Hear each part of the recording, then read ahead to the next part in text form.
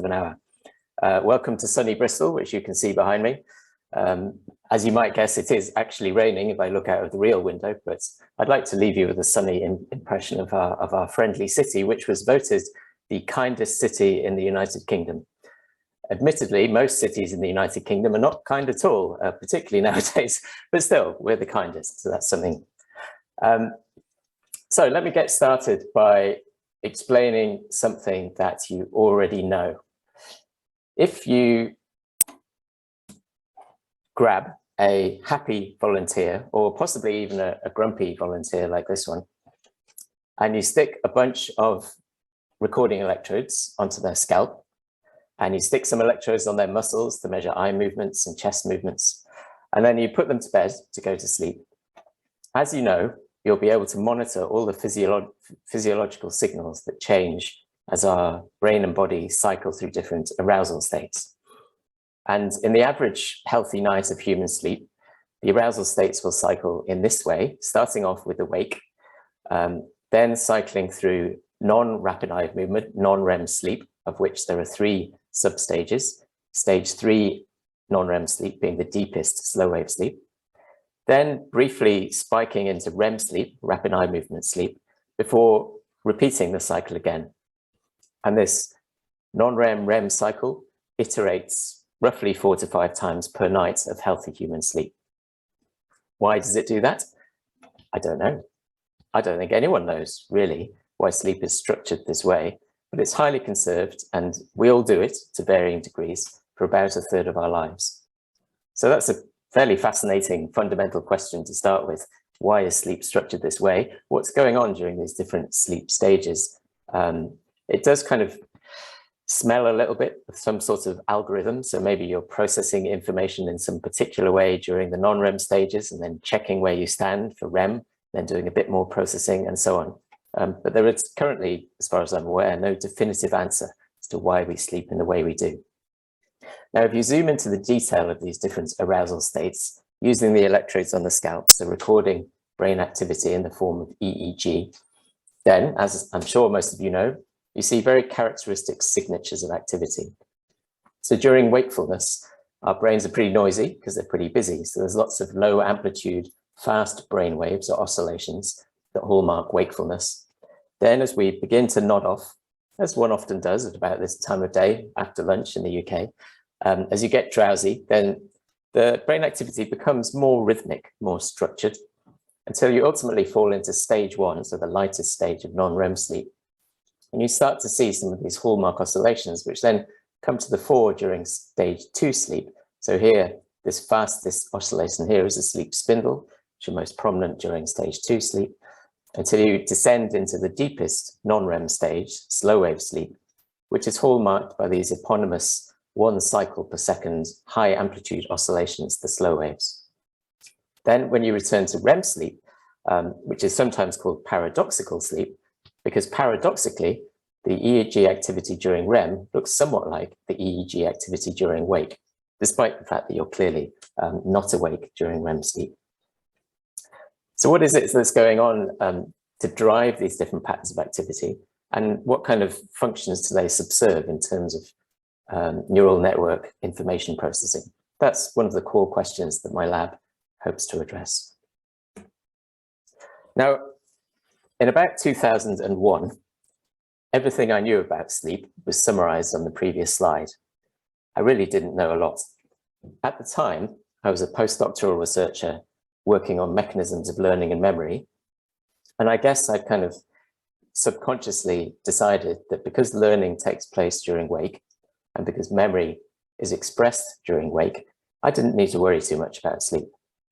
But then in 2001, I moved to the United States, to MIT, to work with this guy, Matt Wilson. And the reason I went there was because I wanted to learn how to do this. It's not a very pretty thing to do, but this is a rat implanted with an array of microelectrodes, which allow you to record neuronal activity, so from multiple single neurons simultaneously that are active in the brain of this rat as he goes about his daily business. So the implant is fixed to the skull of the animal. The animal lives with that implant in place for up to a year in some cases. And then this is the amplifier and tether coming out of his head, which then goes off to the recording equipment. Now, what this allows you to do is relate neural activity, the cellular resolution, to behavior as the rat goes about its daily behavior, but also to record brain activity during sleep. And this is where the scales fell from my eyes, and I began to appreciate the fascination and importance of sleep neurophysiology. And here's just a snapshot of data demonstrating that. So what I'm plotting here in the orange line is average hippocampal activity, so the activity level of multiple identified hippocampal neurons over the course of about 3 hours, so time is on the x-axis. During the first hour of the recording, the rat is drifting in and out of sleep. During the second hour of recording, the rat is running around on a maze, and he's learning where to find chocolate reward. Then, during the final hour of recording, he goes back to sleep. And you see that the average hippocampal activity levels during post-learning sleep are actually higher than they were during learning itself. So what's going on? Why is the brain not just having a rest, as I always assumed it did pre-2001? Why are these neurons so active, and is there any structure to that neural activity? Well, certainly there is. And one of the most prominent features of structured activity in the mammalian hippocampus after learning is the so-called ripple. So the ripple is a brainwave, high frequency oscillation, with the oscillation cycle at about 100 to 200 times per second, 1 to 200 hertz, and it lasts on average for about 100 milliseconds, about a tenth of a second. What we're looking at here is examples of ripples from these different species, ranging from humans to non-human primates, cats, bats, and down to our laboratory rodents. You see that the pattern of activity is highly conserved, just as is the structure of the hippocampus. So in the top left, there's a cross-section through a human brain showing the hippocampal subfields, which are remarkably conserved relative to the mouse brain shown in the bottom right. And Yuri Buzhaki in New York, who's one of the key champions of the ripple oscillation, has described this as the most synchronous population pattern in the mammalian brain. So what's going on at the cellular level during these highly conserved, highly synchronous events that occur during post-learning sleep? Again, this is work that came out of Matt Wilson's lab at MIT, in particular done by Albert Lee, who was a graduate student in the lab when I joined. Now, Albert was recording from hippocampal neurons of behaving rats. In this case, he's showing the activity of 10 different neurons, numbered 1 to 10 on the y-axis. And the rats are running back and forth on a linear track. So the track that they're running on is about 2.5 meters long, and there's food at either end to encourage them to run back and forth. Now, if you plot the activity of these individual neurons in different colors, you see that neuron 1 is active in this location on the linear track, whereas neuron 5, the yellow one, is active somewhere in the middle of the track, neuron 10 is active towards the end, and so on. And that's because these hippocampal neurons are place cells. So the firing rate of these individual neurons is correlated with the position of the animal, the location of the animal in space. They're pretty famous, these place cells. You might have heard of them. They won the Nobel Prize, in fact, in 2014. So these place cells form the basis of a cognitive map. By recording the activity of these hippocampal place cells, we can predict the location of the animal based on their firing rates. Now, that in itself is pretty cool, I must admit. But if you continue to record from these same place cells during subsequent sleep, then you see that the pattern of activity that occurred during waking learning is replayed during subsequent non-REM sleep. So as the rat ran from left to right along his linear track, place cells 1 to 10 were activated in that order. And if you continue to record from those same 10 place cells during subsequent sleep, you see that sequence of 1 to 10 activity is reiterated multiple times during non-REM sleep of the rat. And when that sequence is reiterated or replayed at the cellular level, it's associated with these high frequency 1 to 200 hertz ripple oscillations at the network level. So this structured activity, which manifests at the population level in the form of hippocampal ripples during sleep, is associated with replay of place cell sequences that were induced during learning about the information about the environment in this particular case. Now, this is what really captured my imagination as a young postdoc and really sort of led me to study sleep in earnest subsequently. So the cartoon model of what's going on is that as we wander around our environment, learning about where we are in space, about where to find rewards, about where to avoid punishments, and so on, patterns of play cell activity are induced that are contingent upon our route through our world. And then those same patterns are replayed in a manner that was presumed to support some kind of memory consolidation. So memory consolidation is the process whereby newly learned information is integrated into your existing knowledge base, is stabilized if that information is important, and then held in long-term memory stores. So this hippocampal replay during non-REM sleep was a really tempting, a really tantalizing neural correlate of the kind of processes that have been recognized for a very long time. So this guy on the left is not one of my lab members. This is Quintilian, who is around a couple of thousand years ago. And he noted that whatever the cause, things which could not be recalled on the spot are easily coordinated the next day. So to paraphrase in modern terms, sleep on it. Maybe things will become clearer in the morning after a good night's sleep. And I don't doubt that the ancient cultures of Pakistan also noted, the importance of sleep for healthy brain function. Now, it took a while before these were more formally explored in the laboratory. And here's one of the leading examples from 1924.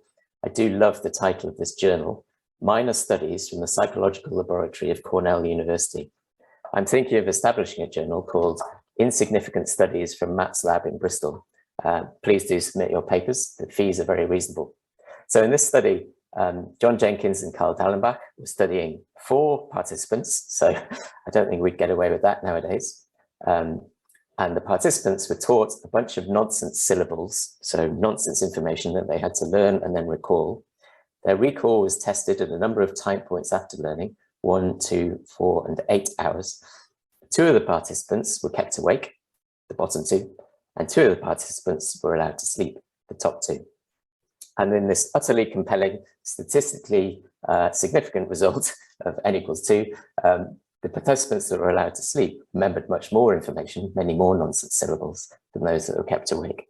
So this is the beginnings of a kind of more formalized psychological study of sleep-dependent memory consolidation. And you'll be pleased to know there have been many repetitions and refinements since 1924. So far, I've introduced the hippocampal ripple, this most synchronous event in the mammalian brain that occurs during non-REM sleep and is associated with structured activity, which in turn reflects information that was learned during wake. But the hippocampal ripple is not alone, and memory processing is distributed throughout the brain. And so coincident with hippocampal ripples during non-REM sleep are other wiggly lines, brain waves, which my lab invests a great deal of time and effort in quantifying. So the next up in terms of frequency are thalamocortical spindles. So in contrast to the ripple, which is about 100 cycles per second, spindles are around 10 cycles per second. They are triggered by the reticular thalamus in the middle of the brain, and they reverberate around thalamocortical loops, rebounding between the thalamus and the neocortex at a frequency that gives rise to this 10 hertz approximately oscillation. So they're occurring during non-REM sleep, particularly stage 2 sleep in humans. And then in the deepest sleep, N3 non-REM sleep in humans, you get these cortical slow waves as well. So these are the 1 cycle per second slow oscillations that kind of propagate across the cortical mantle during the deepest stages of non-REM sleep. And one of my key messages today is it's the coordination across these different structures, which is reflected by the coordination of these different concatenated frequencies of oscillation, which supports sleep-dependent memory processing.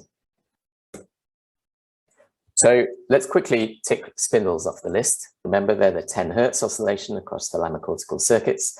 Here's what they look like in raw data. So this is raw human EEG from a central electrode placed in the middle of the head. If you filter that EEG at 9 to 16 hertz, then you see this high frequency, this high amplitude, spindle oscillation. And you can use this algorithm to detect spindles, then plot when they occur. And you can also plot where they occur. So this is a topo plot, a top-down view of the head showing where spindles occur during non-REM sleep. In humans, they can be subclassified according to their frequency. So slower spindles at 7 to 15 hertz occur more at the frontal cortex, whereas faster spindles occur in centroparietal areas. And just like the hippocampal ripples associated with the replay of place cell activity, thalamocortical spindles also impose structure on the spiking of the cellular populations in these circuitries. So if we record during a spindle in the EEG, shown in this top trace here, and look at the spiking of cortical cells or thalamocortical cells or reticular thalamic cells, you see that the spike times of these neurons are closely aligned to the cycling of this brainwave, the spindle oscillation. So this oscillation is imposing times upon these cells during which they can be active, potentially during which they can be plastic as well. And that's why spindles, like ripples, have been associated with sleep-dependent memory consolidation and with the synaptic plasticity, which I believe Professor Bashir might have spoken with you about, which is a mechanism of learning and memory. Here's another example from Adrian Peyrache, who's at McGill University in Canada, recording in rats this time, and therefore able to identify different classes of neurons, so fast spiking interneurons, shown in these top panels. Those are GABAergic inhibitory populations, and slower spiking pyramidal glutamatergic neurons, showing that the brainwave of the spindle, schematized at the top of this figure, is closely aligned to the spiking of these different cellular populations, which lock to different phases of the oscillation. So I'm just trying to reinforce the fact that these oscillations recorded at the EEG level reflect highly structured stereotyped activity at the cellular populations underlying your EEG electrodes. Another great thing about spindles is that they're relatively easy to measure. They're one of the highest amplitude events in human EEG. So you don't need many electrodes across the scalp to monitor spindles. And one of our collaborators, Sean Purcell, who's based at Harvard Medical School, has curated a database of sleep EEG from about 12,000 individuals in the US. What we're looking at here are the power spectra. So on the x-axis, we have the frequency of brain waves, frequency of oscillations. And on the y-axis, we have the amplitude of those oscillations, so how big those brain waves are. What you see in this power spectrum is that this lump between 10 to 15 hertz corresponds to the spindles of non-REM sleep. That's what's driving that increase in power for this particular frequency band. Now, there are two lines on this graph, a greenish one and a bluish one, and they're taken from two different individuals who are genetically identical. So it's taken from a monozygotic twin pair. And as you see, the blue and the green lines almost overlap precisely. So the fingerprint of your non-REM neurophysiology is highly heritable, it's genetically determined. And if you have an identical twin, then both your fingerprints are likely to be very similar during non-REM sleep.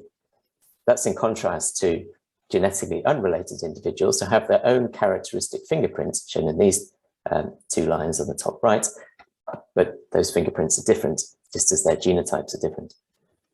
Spindling also shows quite a distinct neurodevelopmental trajectory as our brains develop up to the age of early 20s, and then a collapse as our brains degenerate from there on in. So spindling is very age dependent. It's quite characteristic of your age.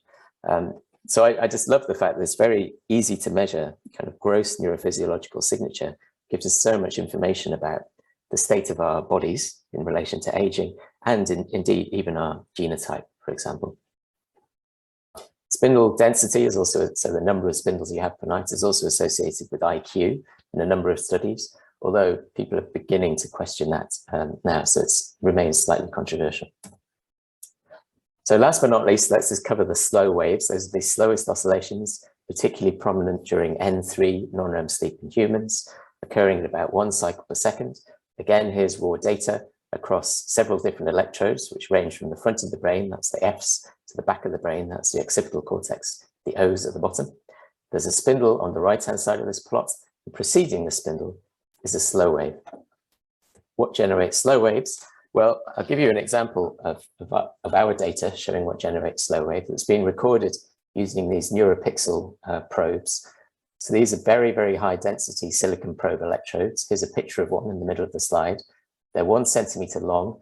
They have about 1,000 recording sites printed along their length, although they're only 12 microns thin. We chronically implant them into the brain of a rat. So here's a top-down view, the chronic neuropixel implant. And then you can monitor neural activity with high accuracy and density for many, many days, again, up to a year in some cases. And in my own lab, this work has been pioneered by Alex Demansky, shown on the top right. So here's an example of what the data look like. If I can get the video to play, there we go. So you can see the rat on the left-hand side. He's mooching around in his home cage, curling up now to kind of settle down to go to sleep. There's the implant on the top of his head, the fine tether going up to the amplifiers. The silicon probe is spanning his prefrontal cortex, shown in coronal section on the right. So here's the neural activity across hundreds of recording sites monitored simultaneously. And in the middle here, we're just plotting the power of oscillations, at different frequencies, whilst the animal is going about his, minding his own business. And you see that whilst he's awake, you're not getting much spindling activity. So there's no hot colors in the spindle frequency band. Towards the end of this video, he starts to nod off a little bit. And you'll start to see some spindling activity emerging within the cingulate cortex. So a really, really refined way, no thanks to us, the technology was developed elsewhere, of monitoring high density neural activity. And we can resolve extracellular action potentials or spikes from hundreds of neurons recorded simultaneously using this method, shown here on the raster plot. So on the y-axis, each row is a different neuron. Alex is recording from over 300 neurons simultaneously, and each tick is when one of these neurons fires a spike. These neurons can be subclassified into pyramidal cells in blue or GABAergic interneurons in red. So Ross in the lab has been using this method to record during sleep. And here's an example of a slow wave. So in the middle of this plot, there's a slow wave oscillation in the rat local field potential, or EEG. And during the down state of this slow wave, the neurons are silent. They're all silent together. And then they transition to an excited up state where they become active again. So slow waves are generated by neocortical pyramidal cell populations stepping together between an excited up state and a silent down state. And when that stepping is coordinated and repeated, that gives rise to these slow wave oscillations. So again, a very kind of coarse neurophysiological measure evident in EEG that gives you a lot of information about what's going on underneath. And here's an example from Giulio Tononi, one of the giants of the sleep field based in Wisconsin in the US, showing how properties of slow waves can be used to infer the synaptic strength of the cortical networks underlying your EEG electrodes. So if you imagine a situation on the left where you've got a bunch of neurons in the cortex, they're all highly interconnected, so they're coactive together, they drive one another's activity. When they transition between these excited up states and these silent down states, they'll do so together because they're all highly interconnected, and that will give rise to very steep slow wave gradients. In contrast, if the synaptic connectivity of your network is reduced, so the neurons don't talk together so synchronously, then they won't transition from up and down states so synchronously, and you'll get lower gradient slow waves.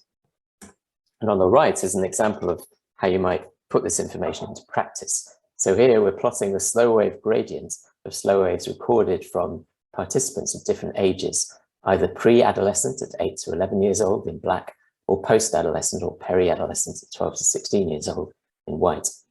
And you can see that during the course of adolescence, the slow wave gradient decreases. And this is because during adolescence, when the frontal cortex is being finished off, then there's pruning of synaptic connectivity. So all those extra synapses that are produced during development are pruned down during adolescence, and that reduces the gradient of the slow wave because it reduces the interconnectivity of cortical networks.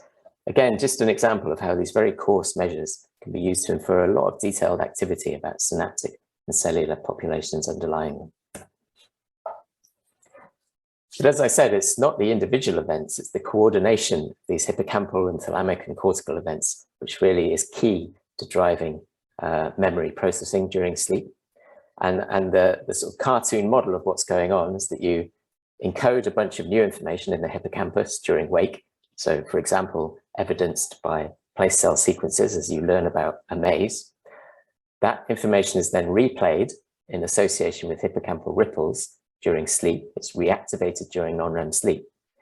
The timing of the ripples is coordinated with thalamocortical spindles and neocortical slow oscillations, such that the hippocampal output during this burst of activity of the ripple arrives in the neocortex at a time that coincides with high excitability marked by the up states of the cortical slow waves, and is thereby able to induce synaptic plasticity and kind of embed that hippocampally derived information into the neocortical network.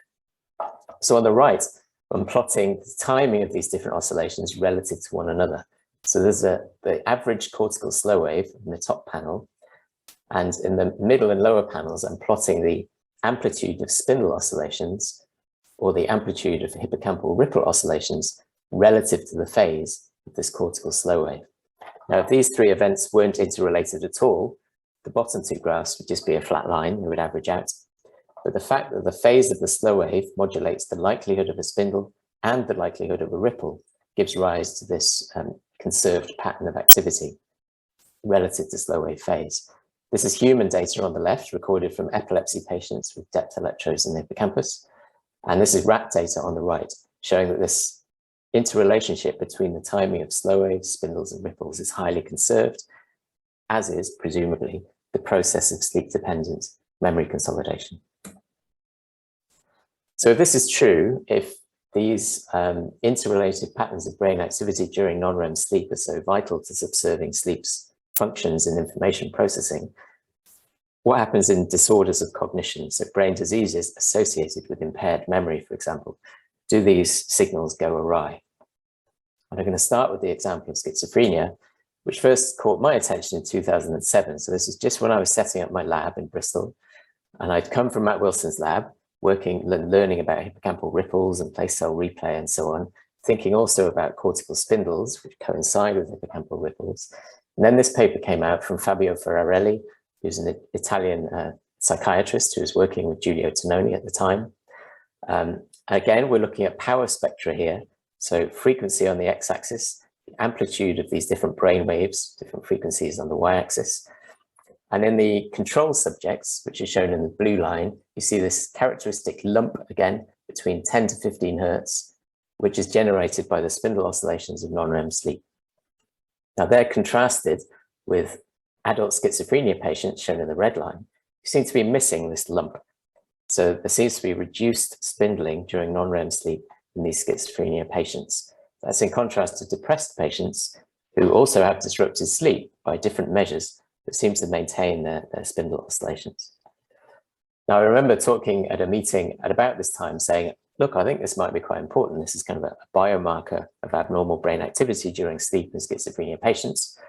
And a very famous psychiatrist who's now actually a knight of the realm in the UK, Sir X, took me aside and he said, Matt, don't get bogged down in that sleep stuff. It's a complete waste of time. It's just caused by the drugs, not important to the clinical condition. Luckily, I ignored him, and so have many others since. It's not just me. And in fact, we've repeated this result just recently in a completely separate cohort of schizophrenia patients. So the adult schizophrenia patients in red, missing this lump of activity generated by sleep spindles during non-REM sleep.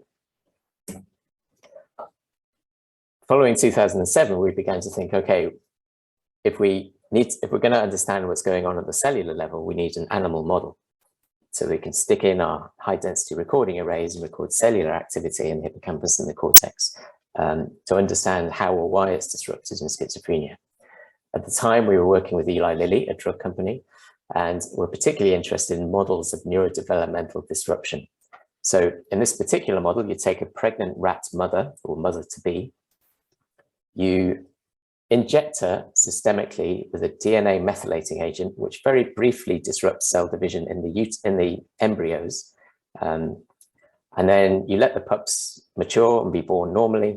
You can't spot them apart from their littermates, but as the pups reach adolescence and young adulthood, they start to show phenotypes reminiscent of schizophrenia patients, at least in the behavioral domain.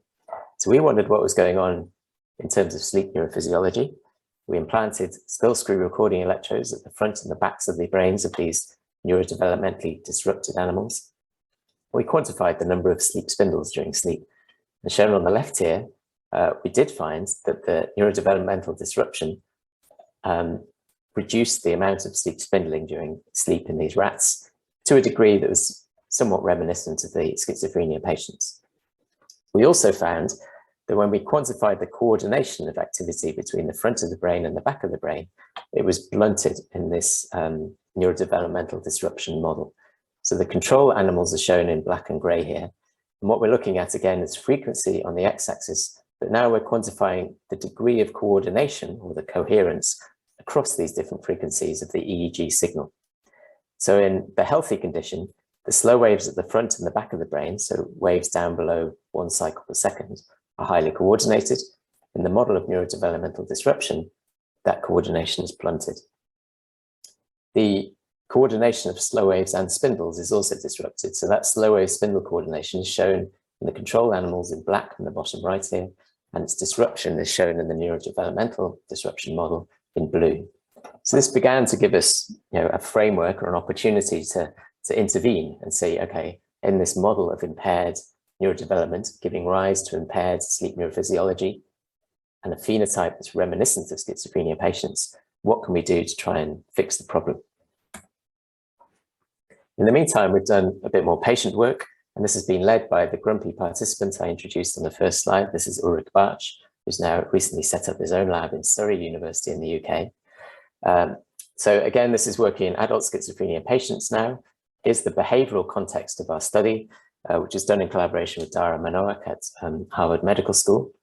Patients come into the lab, they learn that they're trained in a motor sequence task. So they're asked to type a sequence of 4 digits on a keyboard as quickly and accurately as possible. The patient group is shown in red and the healthy participants in blue. Over the course of 12 training trials, both patients and participants improve their performance. So from the start to the end of training, they get quicker and more accurate. They then have a night of sleep, during which we record brain activity in the form of EEG, and then we test them again the next morning. And you see that the healthy participants are even better the next morning than they were at the end of training. So there's been a significant improvement of performance in the task, thanks in part, we presume, to sleep-dependent memory consolidation, whereas you don't see that overnight increase in performance in the schizophrenia patients. So our hypothesis was that the disrupted spindle-associated non-REM neurophysiology seen during sleep in the patients was leading to a disrupted overnight memory consolidation in this task. And one measure of that is that if you try to predict task performance using measures of the coordination between different EEG electrodes, so the coherence of the slow waves, for example, then you can predict it pretty well in healthy participants, but your prediction becomes significantly impaired in the schizophrenia patients. That's one of many analyses one can do to show that there's an uncoupling between learning in this particular task and sleep-dependent neurophysiology in the schizophrenia patients. One of many problems with this study, though, is that these are schizophrenia patients. They've suffered the disease for many years. They've endured a mixed bag of medications, antipsychotics, maybe even some sleep meds in some cases. So it's difficult to cleanly interpret these data, and we can't say whether disrupted sleep neurophysiology is a consequence of the disease or potentially cause or contributor to the disease. So one strategy to begin addressing that is to take people who are genetically at higher risk of developing schizophrenia, but are not schizophrenic patients. So they're perfectly healthy individuals, they're all genotyped, and in this particular study, we used their genotype at ZNF804A, which is one of the first schizophrenia risk genes identified in GWAS studies and association studies. And we compared 2 groups of healthy participants, a CC group, so they are homozygous, they have 2 copies of the non-schizophrenia risk allele, and an AA group who are homozygous have 2 copies of the higher risk schizophrenia allele. And using similar methods to the patient study, we find that in the homozygous non-risk CC group, we can predict their performance, and in particular, we can predict the degree of overnight improvements in performance in the task based on the neurophysiological parameters, whereas in the homozygous risk allele group, we cannot. So even in conditions where there isn't a frank clinical syndrome, where there's no medications muddying the waters, we can still discriminate schizophrenia risk genotype based on these neurophysiological and behavioral measures. Sleep neurophysiology, of course, is not only disrupted in schizophrenia.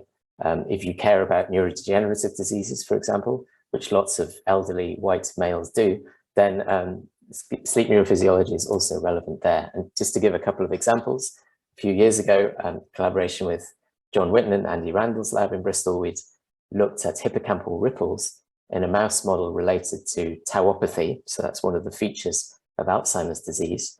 And in these mice, which develop synaptic loss because of mutated tau protein associated with Alzheimer's in the human population, you see a kind of disruption of the hippocampal ripples. So they're no longer this kind of beautiful regular oscillation, this synchronous burst that you see in control animals, the wild type shown on the left. Their ripples are much more fragmented, and that associates with impaired memory consolidation in these animals. And subsequently, other people, including Matt Walker's group at Berkeley in California, have started to look at sleep neurophysiology in Alzheimer's patients. So this study from a couple of years ago is correlating the coupling between slow waves and spindles with the degree of Alzheimer's pathology, which is measured in PET imaging, so measuring the amount of phosphorylated tau and amyloid beta protein, two neurophysiological hallmarks of Alzheimer's.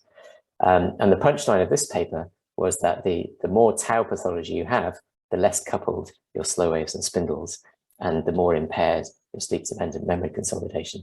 So again, these neurophysiological features become a target, if you like, or at least the circuits that drive them become a target. If we could find a way to control these oscillations, perhaps we could treat or at least ameliorate memory or some aspects of memory deficits in these different conditions. Obviously, there's a couple of ways one might conceive of doing that.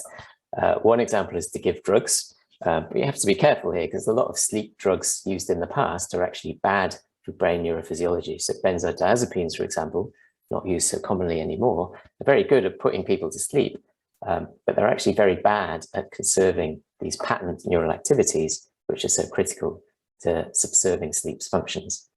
It's not true of all drugs, though, and we've recently done some work with zolpidem, which is a GABA-A receptor modulator. This is work done by Flavie Casante when she was a postdoc in the lab.